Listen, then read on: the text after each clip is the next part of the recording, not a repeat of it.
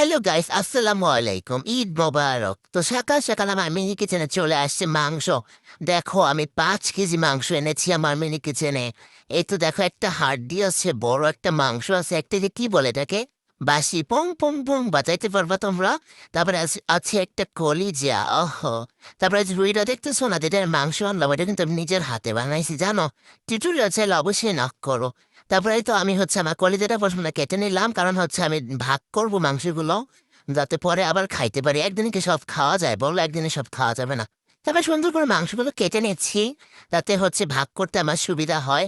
তো এইটা কাটতে আমাদের কি যে কষ্ট হয়েছে গাইস, কি বলবো তোমাদেরকে। দেখো কি পরিমাণ টানতেছি, দেখো। তো এই তো আমি এখন একটা পলিথিনে করে আমার মাংসগুলো ভাগ করে নিব। তো আমি এই তো একটা পলিথিন নিয়ে এনেছি। তো এইভাবে মাংস দিব, তেল দিব, তারপরে যে নরুলি দিব, দেন ফ্যাপসানা মাইটা এটা দিব। তারপরে তো আমার পলিথিনে ভাগ করা শেষ। তো এটা আমি একদিন কাচ্চি খাবো, একদিন মাংস